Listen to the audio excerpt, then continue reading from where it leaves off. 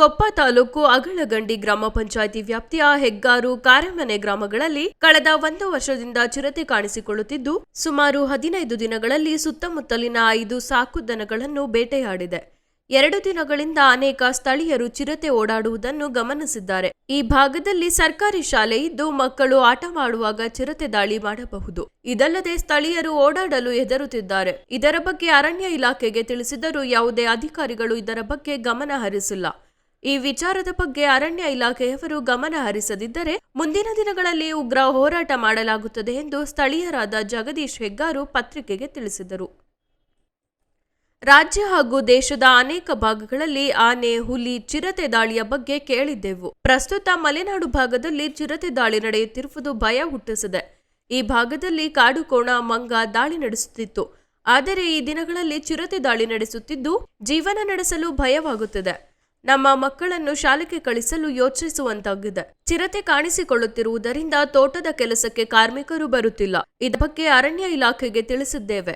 ಮುಂದಿನ ದಿನಗಳಲ್ಲಿ ದೊಡ್ಡ ಅನಾಹುತ ಆಗುವ ಮುನ್ನ ಚಿರತೆಯನ್ನು ಹಿಡಿಯುವ ಕ್ರಮ ಕೈಗೊಳ್ಳಬೇಕೆಂದು ಕೆರೆಕೊಂಬೆ ಸುಬ್ರಹ್ಮಣ್ಯ ತಿಳಿಸಿದರು. ಈ ಸಂದರ್ಭದಲ್ಲಿ ಸ್ಥಳೀಯರಾದ ಸತ್ತಿಕಲ್ಲು ನಾಗಾಭರಣ ಬಗ್ಗೆ ಗಮನ ಕೊಟ್ಟು ಅದಕ್ಕೇನು ಹಿಡಿಯೋ ವ್ಯವಸ್ಥೆನ ಏನಾದ್ರು ಮಾಡಿದ್ರೆ ನಮಗೆಲ್ಲ ಅನುಕೂಲ ಆಗುತ್ತೆ ಅಂತ ನಾವು ಕೇಳ್ಕೊತಾ ಇದ್ದೀವಿ.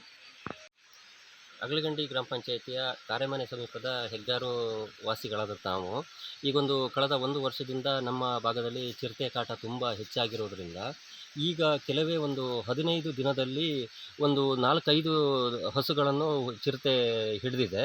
ಅಂದರೆ ನಮ್ಮ ಅಕ್ಕಪಕ್ಕ ಈಗ ಕಣ್ಣಿಗೆ ಕಾಣಿಸ್ತಿರ್ಲಿಲ್ಲ. ನಿನ್ನೆ ತಾನೇ ಈಗ ನಮ್ಮ ಬೈಕ್ನಲ್ಲಿ ಓಡಾಡುವವರಿಗೆ ಗಂಜುಡಿಗೆ ಪಕ್ಕ ಟವರ್ ಹತ್ತಿರ ರೋಡ್ ಕ್ರಾಸ್ ಮಾಡೋದು 2 ಬೈಕಿಗೆ ಕಂಡಿದೆ. ಅದೇ ಪಕ್ಕದಲ್ಲಿ ಸರ್ಕಾರಿ ಸ್ಕೂಲ್ ಇರೋದ್ರಿಂದ ಮಕ್ಕಳಿಗೆ ಹೆಚ್ಚು ಕಮ್ಮಿ ಆಗ್ಬೋದು ಅಂತ ನಮ್ಮ ಒಂದು ಭಯ ಉಂಟಾಗಿದೆ. ಸ್ಥಳೀಯರಲ್ಲಿ ತುಂಬ ಭಯ ಉಂಟಾಗಿದ್ದರಿಂದ ನಾವು ಇದ್ರ ಸಂಬಂಧಪಟ್ಟು ಮೇಲಧಿಕಾರಿಗಳಿಗೆ ತಿಳಿಸಿದ್ದೀವಿ. ಈಗ 1 ವಾರದಲ್ಲೇ ನಾವು ಡಿಪಾರ್ಟ್ಮೆಂಟ್ ಅವರಿಗೆ, ಫಾರೆಸ್ಟ್ ಅವರಿಗೆ, ಗಾರ್ಡಿಗೆ ಪ್ರತಿಯೊಬ್ಬರಿಗೆ ತಿಳಿಸಿದಾಗ ಇವತ್ತಿನವರೆಗೂ ಯಾರೂ ಸ್ಥಳಕ್ಕೆ ಬಂದು ಏನಾಯಿತು ಏನೋ ಕೇಳೋರು ಯಾರೂ ಇಲ್ಲ. ಮತ್ತು ಇದ್ರ ಬಗ್ಗೆ ಏನಾಯಿತು ಅಂತ ನಮಗೆ ಇನ್ಫಾರ್ಮೇಷನ್ನು ಏನೂ ಕೊಟ್ಟಿಲ್ಲ. ಸರ್ಕಾರದ ವತಿಯಿಂದಲೇ ಅಥವಾ ಡಿಪಾರ್ಟ್ಮೆಂಟಿನ ವತಿಯಿಂದನಾಗಲಿ ಏನೂ ಕೊಟ್ಟಿಲ್ಲ. ನಮಗಿಲ್ಲಿ ಸ್ಥಳೀಯರಿಗೆ ತುಂಬ ಒಂದು ಭಯ ಉಂಟಾಗ್ತಿದೆ. ಈಗ ಯಾವ ಟೈಮಲ್ಲಿ ಅಟ್ಯಾಕ್ ಮಾಡುತ್ತೆ ಅಂತ ನಮಗೂ ಗೊತ್ತಾಗ್ತಿಲ್ಲ, ಎಲ್ಲಿ ಇದೆ ಅಂತಲೂ ಗೊತ್ತಾಗ್ತಿಲ್ಲ. ಆದ್ದರಿಂದ ಇದಕ್ಕೆ ಸಂಬಂಧಪಟ್ಟಂಥ ಅಧಿಕಾರಿಗಳು ಆದಷ್ಟು ಬೇಗ ಇದ್ರ ಬಗ್ಗೆ ಕ್ರಮ ವಹಿಸಿ ಆ ಚಿರತೆಯನ್ನು ಒಂದು ಹಿಡಿಯುವಂಥ ಕಾರ್ಯಕ್ರಮವನ್ನು ಮಾಡಬೇಕು ಅಂತ ನಾವು ಡಿಪಾರ್ಟ್ಮೆಂಟಿಗೆ ಕೇಳ್ಕೊಳ್ತೀವಿ. ಆಮೇಲೆ ನಿಮ್ಮದು ಯಾವುದೋ ದನ ಇದಾಗಿತ್ತು ಅಂತ ಹೇಳಿದ್ರಲ್ಲ? ನಮ್ಮದು ಈಗ 1 ವಾರದಲ್ಲಿ ನಮ್ಮದು ಒಂದು ಹಸು ಇದೇ ಸ್ಪಾಟಲ್ಲಿ ಚಿರತೆ ಹಿಡಿದು ತಿಂದಿದೆ. ಹಾಗೆ ಪಕ್ಕದ ಮನೆಯವ್ರದ್ದು ತಿಂದಿದೆ.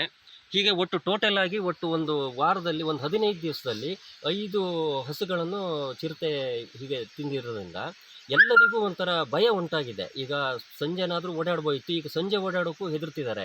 ಈಗಂತೂ ಅಡಿಕೆ ಕುಯ್ಲು ಟೈಮ್ ಆದ್ದರಿಂದ ಪ್ರತಿಯೊಬ್ಬರು ಕೂಲಿ ಕಾರ್ಮಿಕರು ಕೆಲಸಕ್ಕೆ ಬರೋಕ್ಕೂ ಭಾರಿ ಹೆದರ್ತಾ ಇದ್ದಾರೆ. ನಿಮ್ಮ ತೋಟಕ್ಕೆ ಬಂದರೆ, ಕೆಲಸಕ್ಕೆ ಬಂದರೆ ಚಿರತೆ ಇರುತ್ತೆ, ಹಾಗಾಗಿ ಕೆಲಸಕ್ಕೂ ಬರ್ತಾ ಇಲ್ಲ.